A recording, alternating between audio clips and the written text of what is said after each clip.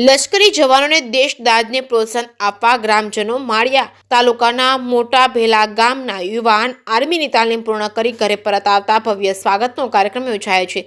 દેશની અંદર પોલીસ અને દેશની સરહદ પર લશ્કરી જવાનો દેશની સુરક્ષા વ્યવસ્થા રાખે અને વિદેશી દુશ્મનની આંખ કાઢી લે તેવી દેશદાઝ રાખતા હોય તેવા જવાનો પ્રોત્સાહન મળે તે માટે ગ્રામજનો અને આજુબાજુના લોકો વતનમાં આવતા જવાનોનું શાનદાર સ્વાગત કરતા હોય। 2 દિવસ પહેલા મોરબીના લાલપર ગામે લશ્કરી તાલીમ પૂર્ણ કરી જવાન વતનમાં ગયા હતા ત્યારે લાલપર ગામના લોકો તેમનું ભવ્ય સ્વાગત કર્યું હતું। માળિયાટી તાલુકાના મોટા ભેલા ગામના યુવાન મોઢુતરિયા લાલજીભાઈ નાગજીભાઈ આર્મીની ટ્રેનિંગ પૂર્ણ કરી વતનમાં આવ્યા હતા ત્યારે પીપળિયા 4 રસ્તાથી મોટા ભેલા ગામ સુધી 15 કિલોમીટર સુધી ડીજે ઢોલના તાલ સાથે ભવ્ય સ્વાગત કરવામાં આવ્યું હતું। મોટા ભેલા ગામ સમગ્ર ગ્રામવાસીઓ તેમજ સગા સંબંધીઓ દ્વારા તેમનું ફૂલહાર પહેરાવી સ્વાગત કરવામાં આવ્યું હતું।